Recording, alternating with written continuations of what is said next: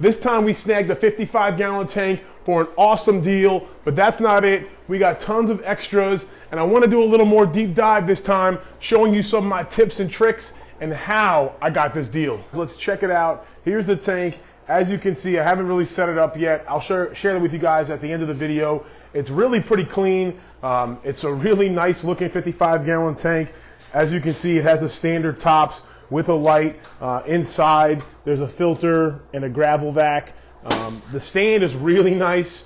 This is actually nicer than the current one I have in my living room, but it's just nothing spectacular, but it's just a nice, like a solid wood stand, not the real pressboard stuff, and it's got a canopy. You don't find that pretty often, so it's nice to find a tank with a canopy. And I'll let you guys know right now, the price I paid for this tank was $100.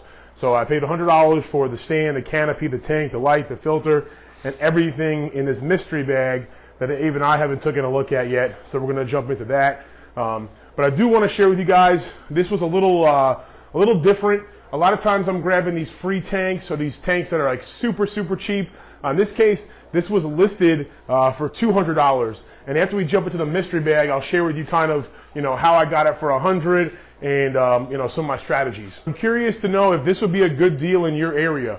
Obviously, it's going to depend on where you're at. I'm here in Central Florida, so I know that if I can get like a full package, a 55-gallon with everything, usually for $100 or less, especially if it has, a stand like this as opposed to an iron stand, that it is worth it for me. But I'm curious, $100, maybe that's not a great deal for your area. One thing I'll mention is the seals on this tank. The silicone looks decent. It's not perfect, as you can see. It's got a little chipped up in some areas. I haven't even seen this tank holding water. I trust the people. It's kind of a gauge you have to go on. If it's like a sniff test. And, in communicating with them, the way they had the tank set up, the pictures they had, showing it holding water, made me, trust that this tank will be good. And believe it or not, I've bought and sold, traded dozens of tanks. I've only had one leaky tank, and that is a tank that the gentleman let me know was leaking ahead of time. So usually we end up pretty good buying tanks that don't leak. Once again, visual inspection, asking and trusting the right people. Well, let's get into this mystery bag because I'm excited and I already see food. Food is always a good pickup. Looks like we got some tropical flakes. Let's see, open it up and see. Yeah, I mean, it's pretty much brand new. So that's awesome. What else do we got here? Looks like we got some stress coat. This is, almost dropped it. This is about half full, but this is awesome to pick up as well.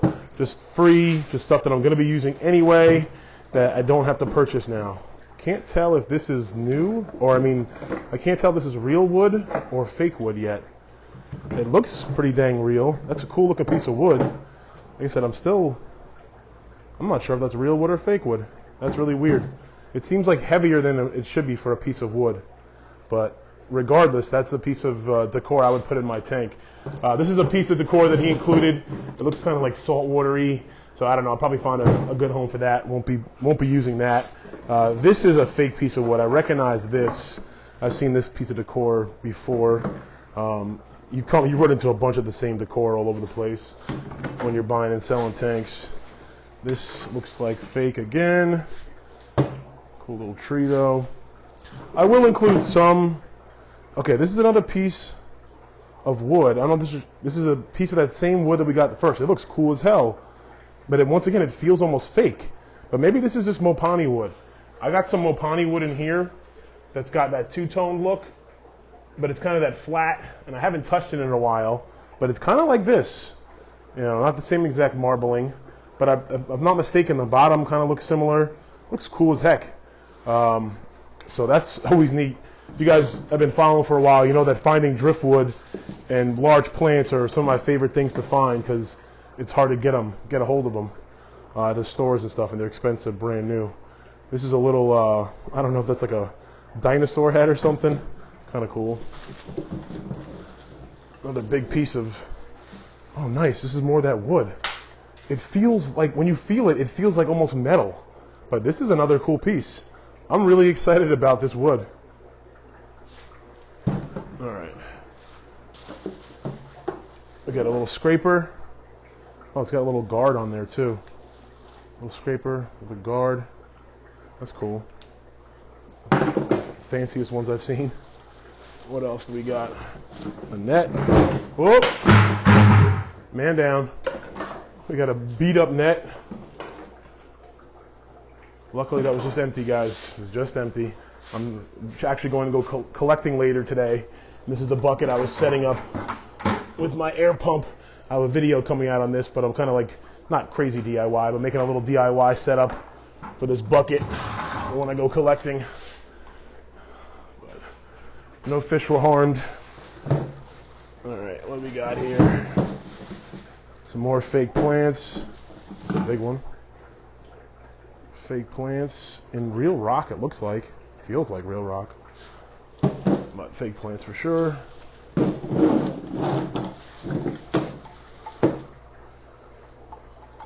Temple and a bridge. It's kind of neat. A little bridge. Never seen these pieces of decor before. Bridge, temple thing. Hold on. Let's see.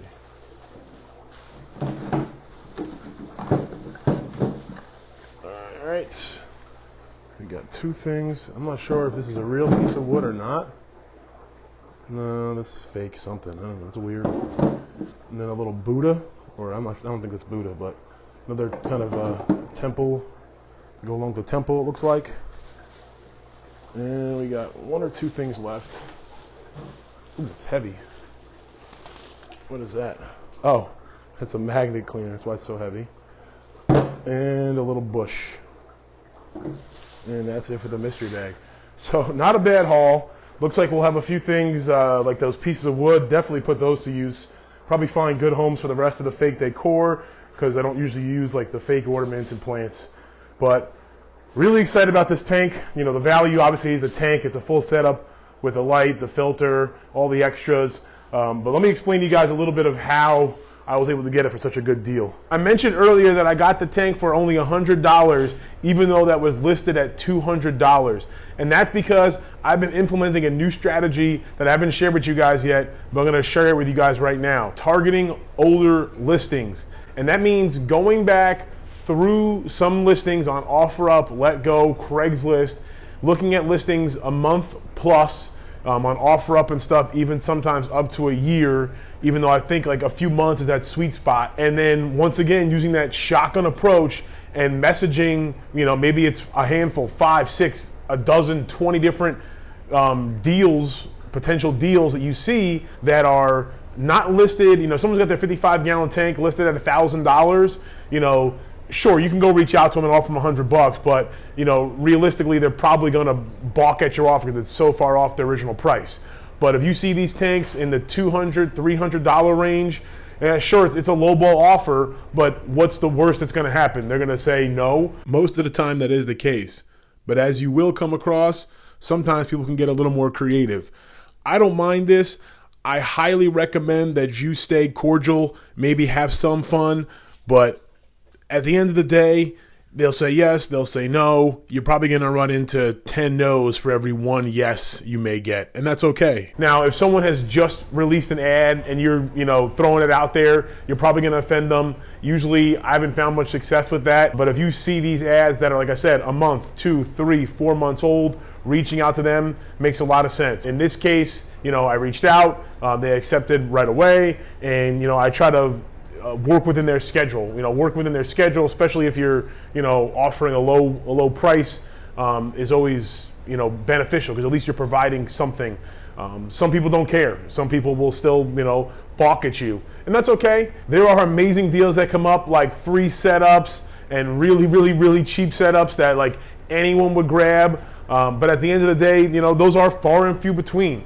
You know, so you have to take advantage of, you know, some of the other, you know, potential deals out there. So if you're looking to get a cheap setup, whether it's just you want to pick up another extra setup or your first setup, or you're looking to flip a setup to make some extra cash to help, you know, support your already growing needs, you know, take a look at some ads that have been up there for a while, you know, and make an offer. Best of luck to you on your next tank haul.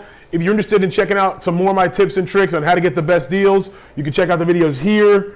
I appreciate you guys watching, especially to the end. As always, stay positive and stay passionate.